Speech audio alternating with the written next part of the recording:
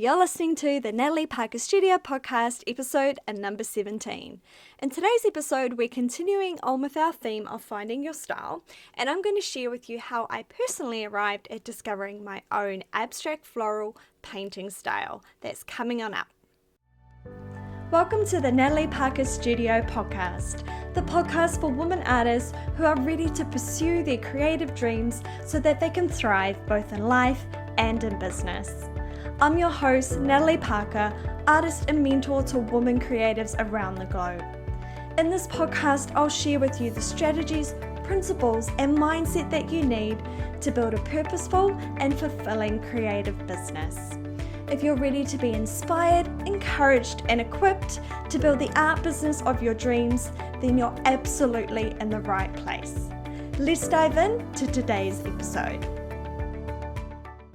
Well, hey there artists, and welcome to the show. Now, I'm going to switch things up a little bit this week and share with you my own personal journey to finding my abstract floral painting style. But before we jump in, I want to give a huge shout out to Michelle Lawson. Now, Michelle is a current Confident Brush member. She's also been through the Art Biz A to Z program and had incredible success, including getting her own 8-piece commission. Now, Michelle left this fab review of the podcast where she wrote, "Highly recommend you download and listen to the Natalie Parker Studio podcast. Natalie has been an amazing influence on my life this last year, and if you're interested in developing your creative side, then listening to these podcasts are a must. You won't be disappointed. They are easy to listen to, and there are so many great tips." Thank you, Michelle, for leaving such a fab review, and it has been an honor to witness you grow and grow as you move forward in your art career. So we are kicking off with learning a little bit about my own personal journey to finding my style. Now, the reason I want to do this is because there are so many, lessons that we can learn when we look at other people. Now, I know finding your style, it's a biggie, hence why I started it last week, and hence why I'm also running a Find Your Painting Style training coming up in 2 weeks, which I'll talk to you about a little bit later. But I know the pressure. So last week we talked about, this race to find your style. If you haven't listened to that, go back and listen to episode 16. Because when we get into art, we're passionate artists. We love it. We're exploring all these things. And then suddenly we make this transition where we want to really get a little bit clearer. We want to find our style because we associate having a defined style, having that decision with some sense of being perceived as a professional artist, as being perceived as legit, as having confidence in our work to be able to go out and share it and to sell it if we want to move on to that.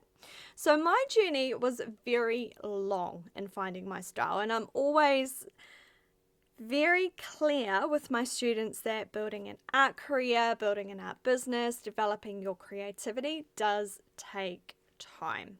Okay, I am not an overnight success, and I'm never going to get on here to say that. Most people aren't. We may see people out there, they're suddenly popping up on the Instagrams or, the YouTubes and the Facebooks, and you're hearing about all these new people.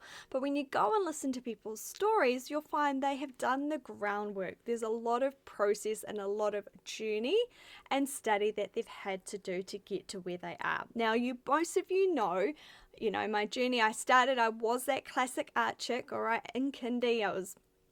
I remember painting at my easel, being there in my spot, doing my cool butterfly while everyone is outside, okay? Then I moved on to do a lot of competitions when I was young. I was the classic art room chick at college, in there, an interval and lunch times working on my portfolio. Now, when I left college or high school, I went on to do a Bachelor of Fine Arts, and I may have shared this with you before, but I actually ended up majoring in sculpture and minoring in printmaking. Now, the reason I bring this point up to you is I am now an abstract floral painter.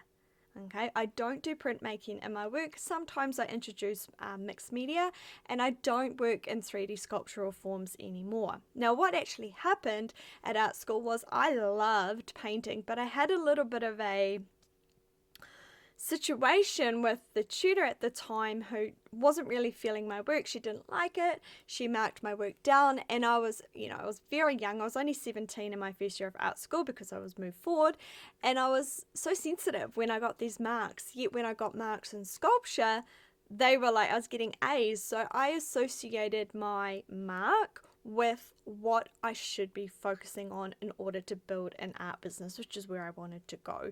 So I majored in sculpture and I left painting aside. Now, I don't have a lot of regrets in life, but if there is one thing that I would love to do, I would love to go back and go through my BFA again and have majored in painting, because I absolutely love the medium that I work with now. Now, in saying that, this is encouraging for you, especially if you haven't been to art school and you feel like you're behind or like your work's not good enough. I didn't study painting, okay? I didn't learn my painting techniques at art school. I learned them from 2009 when I started to build my own portfolio to teach my students, okay? So I got those processes from other people, so I want you to remember that. So what happened, or when I did, my art degree, I think I finished in 2003, tried to set up a studio called the Safety Pin Art Studio of all things with a few ladies from my art school, and that failed. And then I had a period for a long time when I was working in hospitality and I was working as a PA and I wasn't working as an artist. But I want to focus on this time on how I found my style. So I mentioned before, I'd done all those different techniques and stuff when I was in high school. I went to art school, I majored in a 3D form, which was sculpture, and I minored in printmaking. In your 4th year at art school, it was just sculpture, okay? So then came 2009. Now in 2009, I decided that I was going to go back. I was going to go and get my teaching degree because I wanted to go on and teach secondary art. So I went and did that, and when I was doing that for the year, we had to go in and teach our students. We had these things called practicums. Now, in order for me to feel confident in what I was teaching, I have this principle that I only ever teach what I have done or experienced. So I had to go through the modules, for better word, or the projects that I was teaching my students before I would teach them. Now what that did was that one, gave me confidence to teach that, but more importantly, I was learning all these painting skills, all these techniques. I was absorbing all this information. I was like, oh my gosh, there's like artist lists everywhere that I had to teach all these students, so many people that I had to learn. And you may feel like that right now as a passionate or emerging artist. You're like, oh my gosh, there's so much information. How am I going to know every technique? There's so many artists. I feel like I need to know this and that. And so that is what I was doing in 2009. So what I did was, for the senior portfolio, I went through exactly the process. And the way they start is they start by getting resource or inspirational imagery. So I did the same process, and this is the start point of my painting style. So at that particular time, I was living in Mount Maunganui in New Zealand, and I was traveling to Waihi for the weekends, and I would go over there and I would take photos of the beach and take photos of this really beautiful batch that was over there. It was a bit of a rundown. It's very New Zealand, very Kiwiana. I loved it. So I was taking these photos, and then I started by drawing them. So that was the start point. I found something that I was interested in, and then I started to collect the data. Now I did this because, one, I wanted to sort of learn all the tones that I was going to transfer into paint, but I also wanted to discover what was I really interested in, because when we're finding our painting style, often we may look at what is on trend or what is on vogue, and we may swing that way because we feel that if we follow that style, if we follow that subject matter, that we're going to have success because it's currently trendy. Now the danger in that is, if that trend changes, then you have a painting style or an art career that you've built around a trend, not something that you're genuinely interested in. So my first little tip for you would to be, make sure when you're going to find your painting style that you're actually working with something that you are interested in. So in 2009, I was doing this, I was painting doors. at the time I was, trying different mediums. So I started with pencils, pastels. I looked at using color pencils. I took different shots of the area. So I'd look at the batch up close. I would do, long distance shots. Then I start to transfer that into paint. And I used a lot of artist models to help inform my ideas to get started. And this is also something that I teach my students as well. And so I went through this process, and then I arrived at the end. My work was very, very bright, very bold at the particular time. There was a lot of, trees, a lot of doors. I look at it now and I'm like, oh my gosh, that was so rough. But that was my start point, okay? And there was a lot of great principles that I learned in that particular training.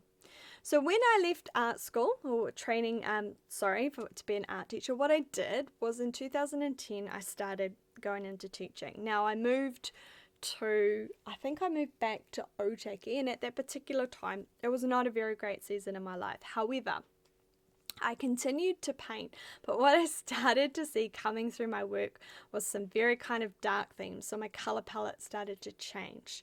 I moved from painting these batches to painting these trees, but I could still see the way that I used contrast, the way that I used tone, the compositional elements in my work. Even back then, you start to see these consistencies. So I went from, I was doing batches, then I was doing trees, then I went through a season where I was doing self-portraits. Now, in all of that, it had my fingerprint on it. So I don't want you to feel like you need to just switch onto one style or subject matter right now. You can paint abstract florals. I could paint abstract landscapes. I can paint abstract cityscapes, different subject matters, but they're all going to look similar because of the way that my hand moves. So I just wanted to sort of put that out there for you. And then I started to introduce birds into my work. Now, that sort of came about, I think I was living, I was back in New Zealand. My mum was really into birds, and I used it a lot for symbolism. So I would have these birds that sort of represented, love, represented peace, represented waiting. At that particular time, I was in fact waiting to find the right man to marry. I was single. I was, just exploring all those kinds of ideas. So I started to have these beautiful birds, Kiwiana, tuis, and my works, and they really resonated well with New Zealand. New Zealand has a huge fascination with birds, and I started to sell some of that work, which I thought was very, very cool. So I started to explore birds in my work from about 2007 right through to 2013, 2014.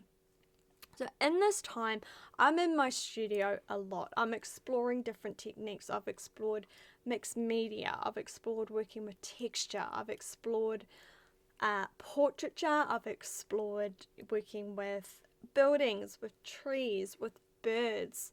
And then in 2013, I got married, and there was this huge shift in my work. It was almost like the floodgates opened, or the doom and gloom, or the bad season that I had been through started to lift, and I started to see this change, and a lot of flowers, a lot of florals came through my work. The birds still continued, but my work started to open up.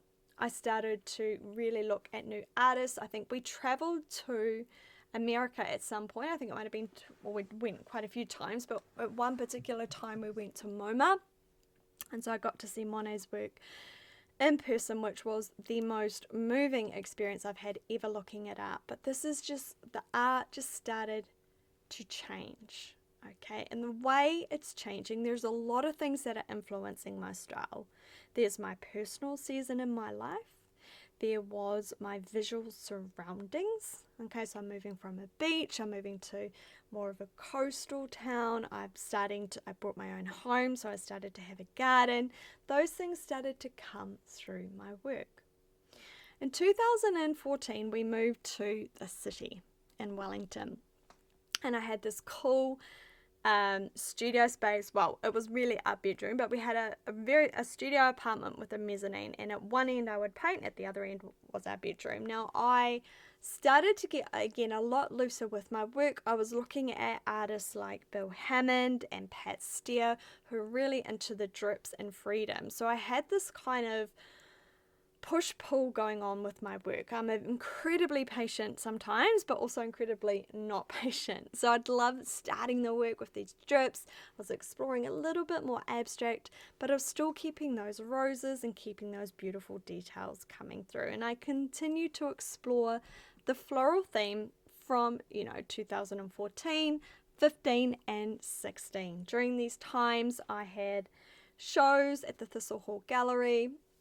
A couple of times I was exhibiting every year in the New Zealand Art Show, and you saw these bright, orange, bright pinks, reds, lovely greens coming through the work. Again, same process, drips were very stylized. So even though when I looked back at my work in 2011, where I'm doing birds, it was pretty much a very similar style, okay, with the loose background and something detailed on top. And then through the years, my work, it just started to loosen up a little bit. So I got to the point where I was kind of over the very, very detailed work. I loved it, but I knew that I was going to go full time into my art, and I wanted a style that was faster and also a style that was better for my posture, because when I was painting these detailed works, I was leaning over a lot, and I was just like, this is not going to be a long-term thing if I'm going to paint like this. So I started to open up. I started to explore a lot more abstract works. So when we moved over here to Melbourne, back in 2018, we moved over. I finally got my own space, okay, my own studio space, my own room. I could close the door and lock the world off, and I started to just play in my studio. Now, this is something that I hadn't allowed myself to do for a very long time, because when I was working full-time as a teacher and then I was painting after school, I only had a limited amount of time, and my focus was simply on, let's just paint what we know is going to sell, because we need to get that income in, because I knew if I got my income to a certain level, I would then be able to leave my teaching job and, go and be a full-time artist. And while that worked very well, while you do need to take into account, what work sells and who your client is, what that actually did was it meant that I had built this business around this style that I wasn't really into. Okay, so I started to shift. I was like, what do I really want to create? What do I really want to paint? So over the last few years, I've been really sort of pulling back and asking that question. And the beautiful thing about this is my work has opened up. My work has become more, of a better word, authentic. It has become easier.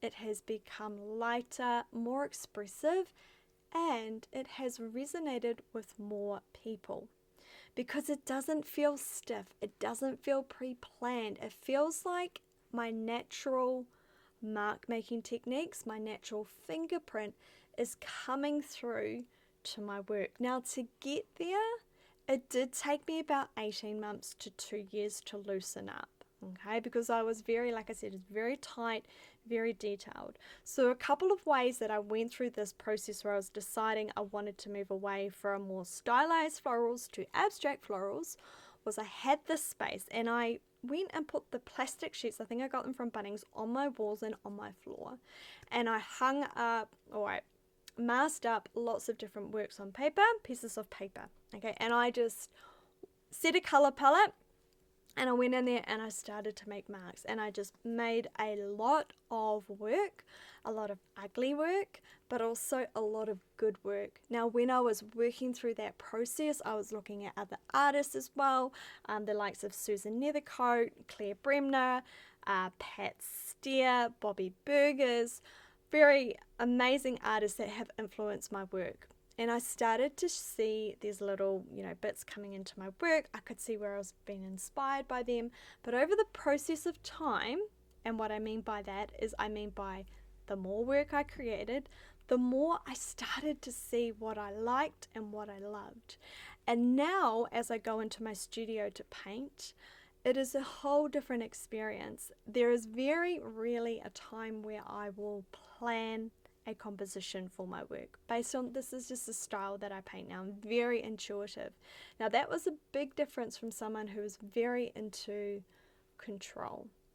But what I find happens now is I'll just pick a color palette, I'll set up a couple of canvases, and I'll go in. You start to have, it's almost like riding a bike. You have a way that you start. You might start with some washes or some drips. Then I like to go in and build some different layers and add some tones. And then I like to go in and put some details on top. This whole abstract florals process I do teach also inside my abstract florals course if you wanted to see that. But what's happened, and I guess I just want to share that journey with you. And I'd love to share the visuals with you, and I will be going over this in the Find Your Painting Style training as well. But there's a journey in there. Okay, there was a lot of sort of elementary work where I was learning, I was starting, I was exploring subject matter, getting very clear on it. I drew so many roses. Now I know how to draw them without looking at them. Okay, so I have that muscle memory in there. Then I can play, then I can adapt. I've looked at hundreds, if not thousands of artists, not only in my professional work, but in the artists that I've taught. So again, I have this image bank. I've been able to pull all these different ideas from different people, put them together, and make them my own. I've explored different composition techniques. I've explored working with different color palettes. I've learned the size of work I like to work with. I've learned what kind of work lights me up. I've given myself permission in the studio to explore ideas where I want to, or to knuckle down and work harder when I'm working on a piece that I know needs to be produced for a particular collection. So I started in 2009. We're now at 2022 of all things. 10, 12, 13 years later, working through this style, this abstract floral style, versus in 2009 where I'm painting batches. Very different, but also very similar styles. If you go and look at them, the style at the essence of it represents me, and that is really a question that we need to ask. What is style? Is style simply an aesthetic, or is finding your own style more actually finding who you are, discovering the voice that you have and what you want to say and communicate through your work? So we're saying that if you want to unpack this conversation more, if you're like, Nat, I would love to talk to you about my style, I need some help. Can you show me a process? Can you show me the process that you've used, Nat? Can you show me the process that you've used over the last decade where you've taught thousands of students in school and online how to find their style? If you're asking that question, the answer is I would absolutely love to. So I have put together the Find Your Painting Style training. This is a 5-part live workshop series where I will take you through this exact process. So we'll get clear about, what does it even mean to find your painting style? We'll look at the process of getting started. We'll look at how you can draw inspiration from other artists. We'll look at the techniques that you need to explore. We'll look at how you can take everything that you collect from your visual images, from other artists, and put it together in your own authentic way to find your style. So by the end of that training, you go through a workbook, you have a plan for what you need to focus on in your studio. Because if you're spiraling around, if you're like, I want to find my style, but I don't actually have a direction where to go, this is going to be the answer for you. So the Find Your Painting Style opens in just a couple of weeks. We're starting on March the 14th. Now there is a small registration fee of just $10 for this training. This training is absolutely absolutely golden. All right. It's no much more than a coffee, and I usually get a coffee and a cookie, to be honest, lately.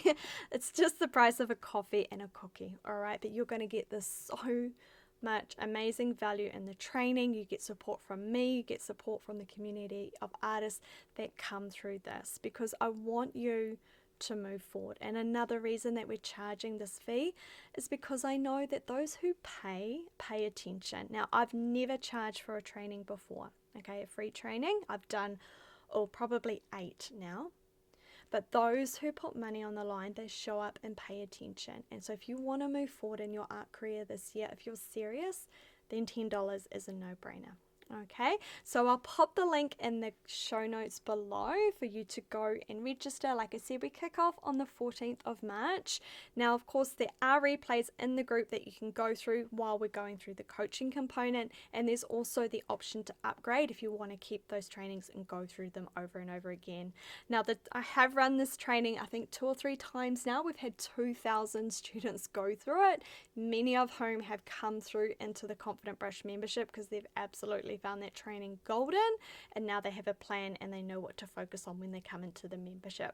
So I'll pop the link below. You can go and register for that today. Okay, lovely. Well, that's a wrap for today's session. If you enjoyed this episode, would you do me a favor and go share it on IG, tag me in at Natalie Parker Studio. I'd love to connect with you over there and encourage you as you pursue your creative dream. Now, I'll be back next Monday for another fab episode to inspire, encourage, and equip you to build the art business of your dreams. I'll see you then.